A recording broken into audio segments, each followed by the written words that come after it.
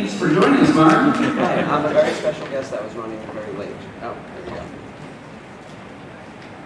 Hello? You know, I can talk without a mic. That's fine. So, sorry I'm late, guys. We were at the booth up until closing. So, we're at booth 2913-B. If you do want to see some trading cards in real life, we have a bunch in the display case, and we're selling some sets at the show. Come on by and say hi. Even though our booth is 2913, it is the Star Wars.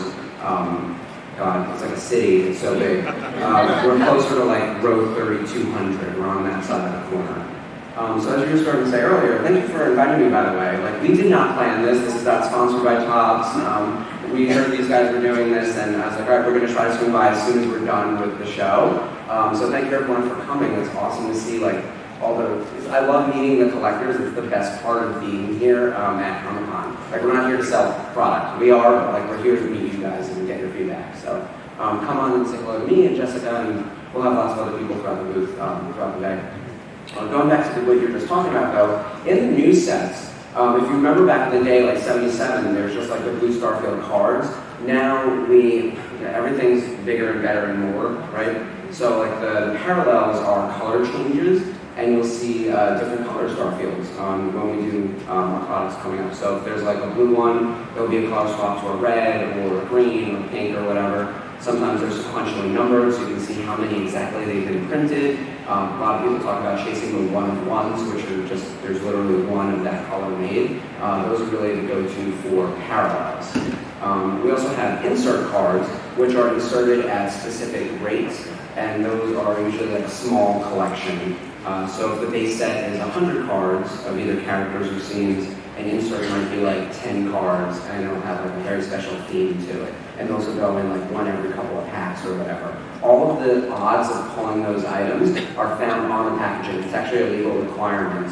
So you can flip to the back of the pack and see what are the odds of pulling a certain color parallel, or a particular insert set, or something like a hit, like an autograph or a sketch card or a printing plate. And for people who want to know about printing plates, we literally pull the plates off the line once we're done printing the cards, and then they get like wiped off and like kind of framed and then put into the product. But that's why they're scratched as hell. So you're not going to get a mint printing plate because they have been used in the production process. I know it's really random, but that's been my head. Someone just asked about it. I have one. They're cool. They do. It's printing, so it's CMYK. So cyan, magenta, yellow, and black. What else on the new stuff that you wanted me to jump in on? There's base cards, there's inserts. Why don't you talk about the new stuff?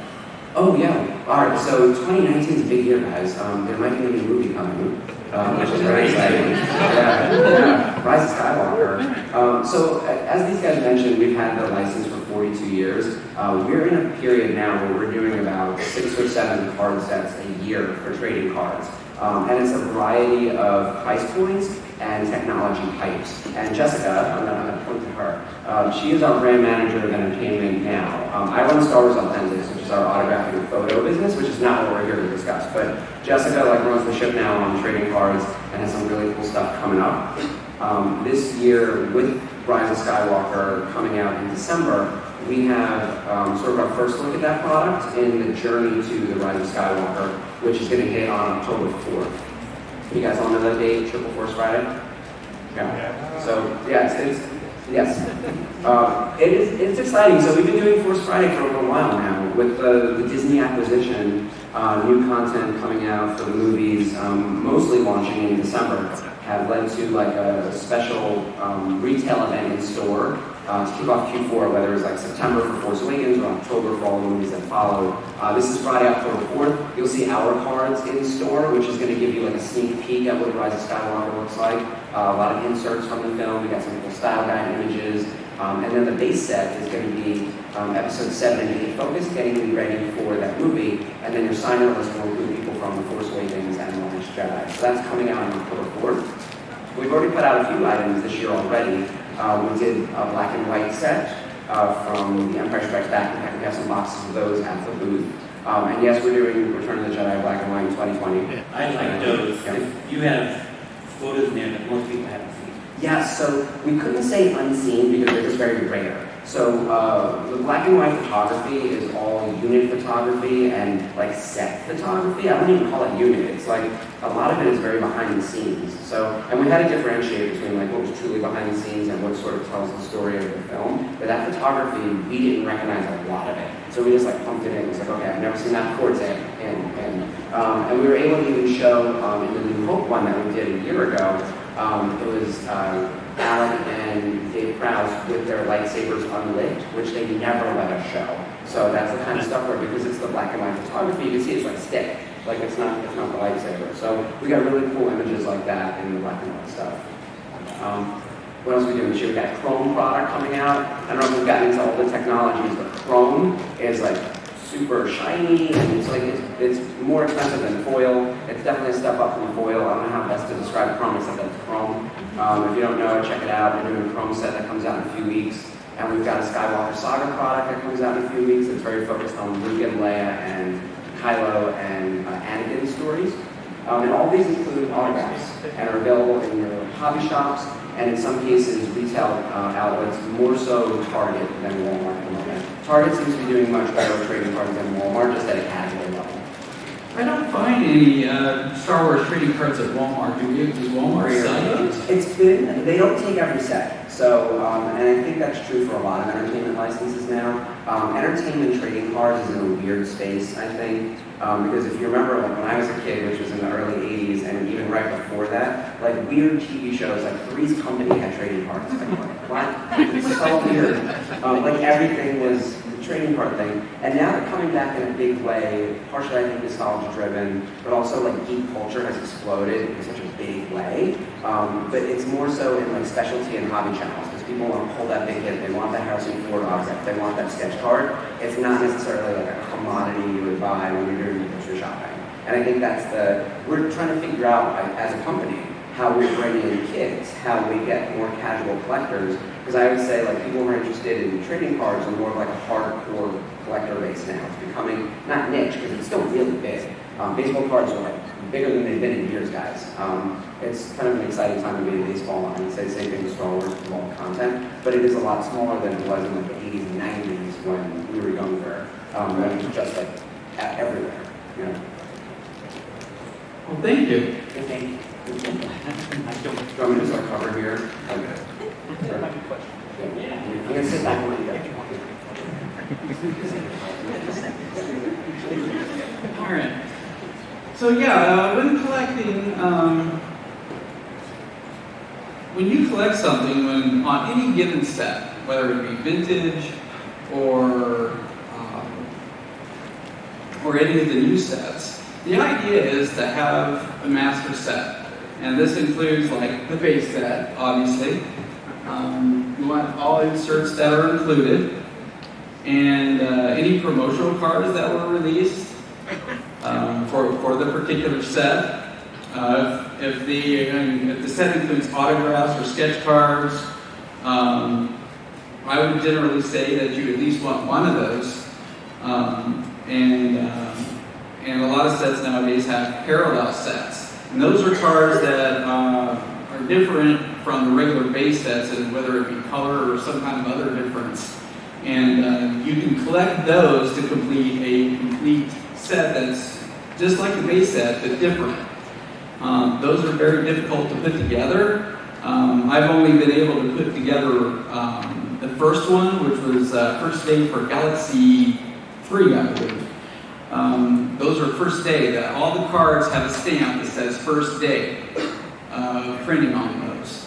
And that took me quite a while to gather all of those.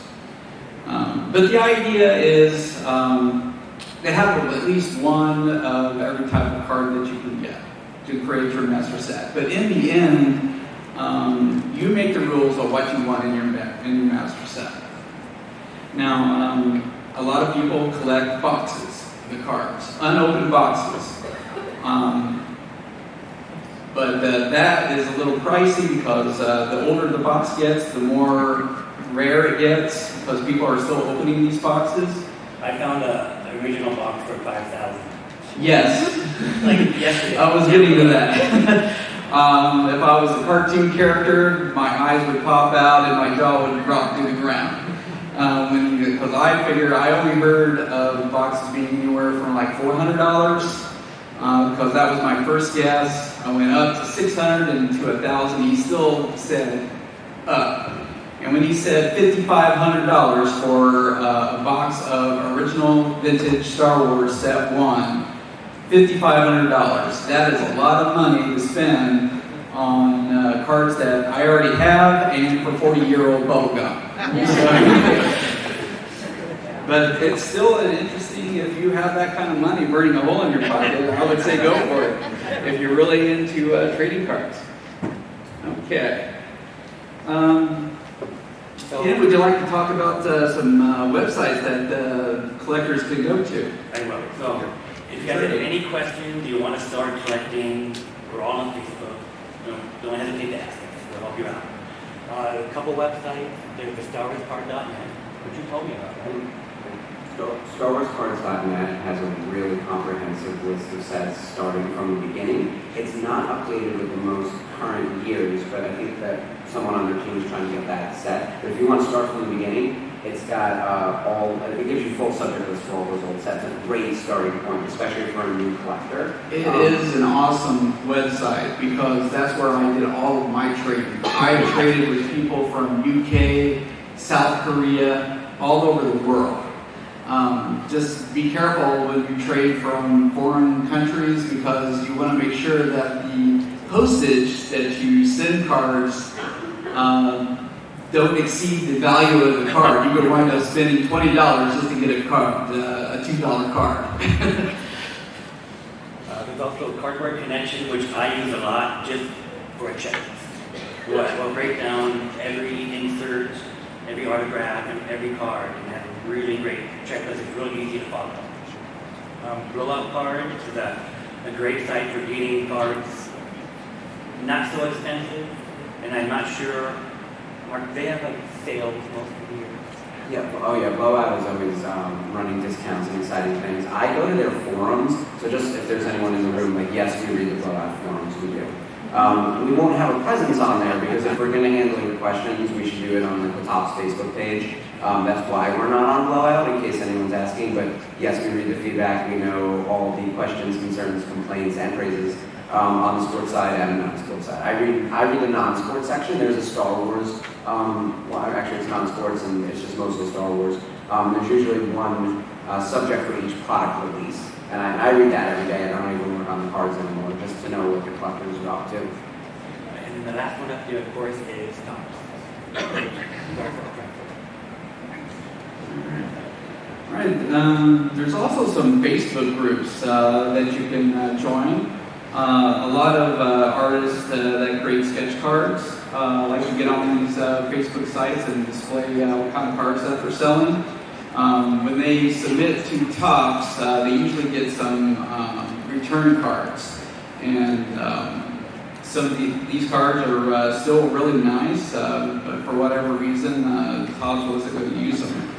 So they like to get on these and see what kind of see if anybody's interested. You want to?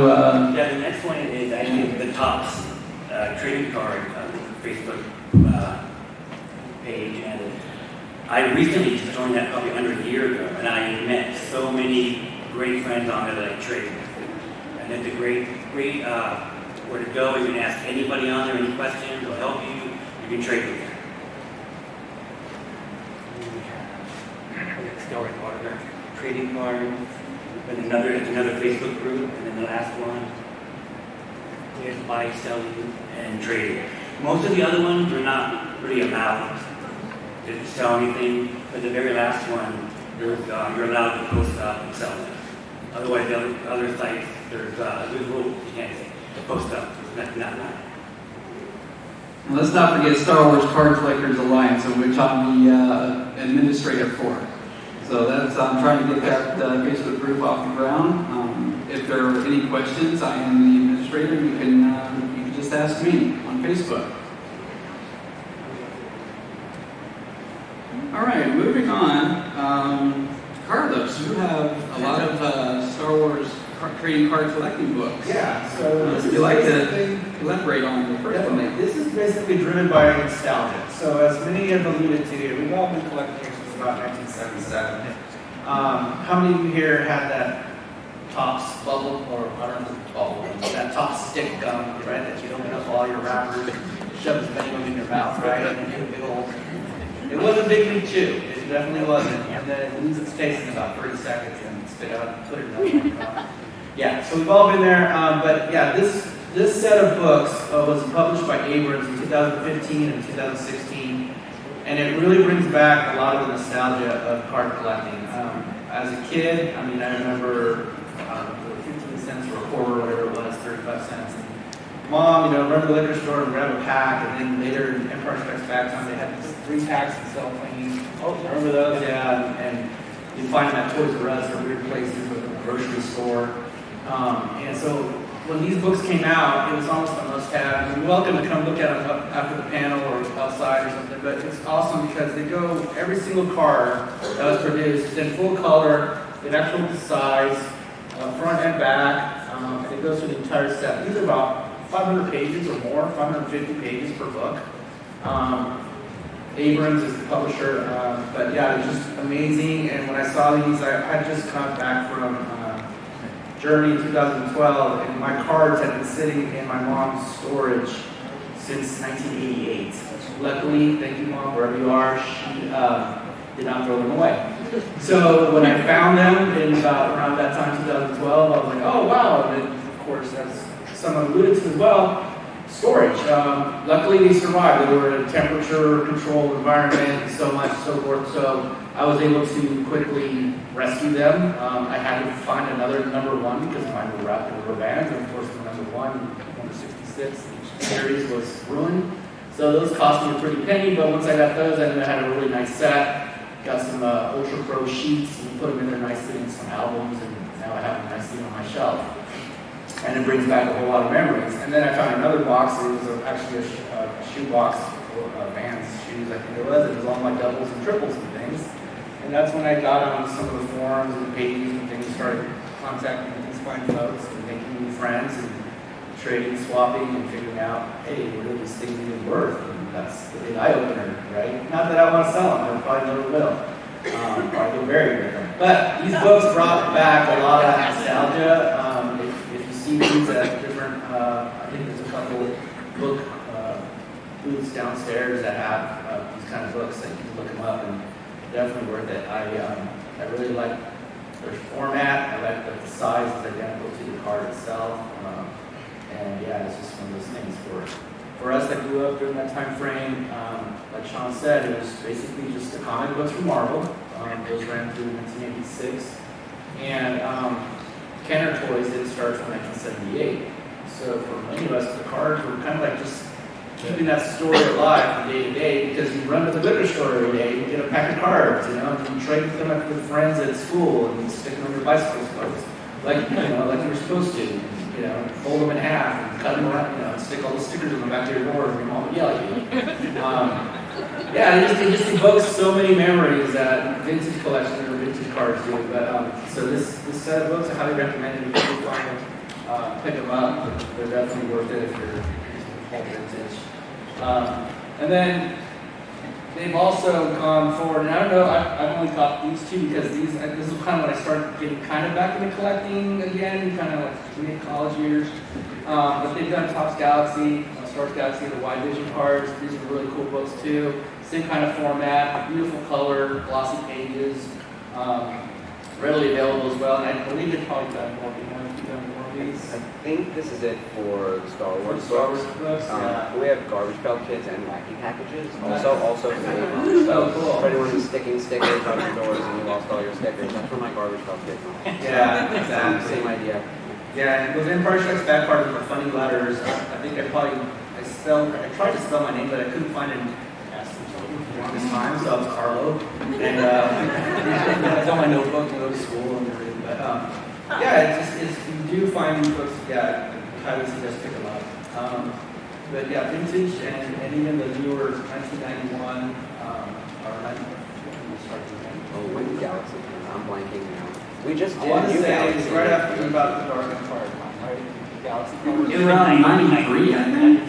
Yes. Early 90s. 1993. 93. Yeah, so early 90s. And those cards they kind of brought me back into collecting, but I just didn't feel, I don't know, I just didn't feel the cardboard backing of the old cards. These were all like a nice glossy stock paper, and to me, they're combinations. They don't feel like trading cards anymore. You know, nobody's trading anymore. Everything's gone. You know, so card collecting as a whole, and I guess this goes for sports cards too. I mean, it kind of went from a really backyard, schoolyard kind of thing, right, into more of a hobby, and collectors really took hold, and shops and online came about in the late 90s, where now you can pretty much, if you really just want to buy a complete set, you don't need to go buy a pack to make a set like you did in the liquor store, you know, so. But I do that. But that's the beauty of it now, that even though that's kind of like what we do, but you can still do that and buy boxes and sit around and make sets, you know, and put them all together. And it's just a hobby that you can make it the most that you want to make that. So, yeah. But definitely check out the books. And if you have any questions, like I said, come on after or outside and we're just across the room and check it out. Thank you. Yeah. All right. So I'm just going to talk briefly about some extra sets here. What you see here is 501st cards. About 10 years ago, the 501st was gaining popularity, and they decided to come up with their own series with the members and their costumes. And it was a great idea. The first set was called the Steel Set, and these are becoming very hard to find. Making a full set is maybe, I don't know, there's about like 500, there's 501 cards in the set, just because of the 501st. Then there's a second series, also 501 cards. The card that you probably are going to receive in the giveaway is on the left there. That's my card. So,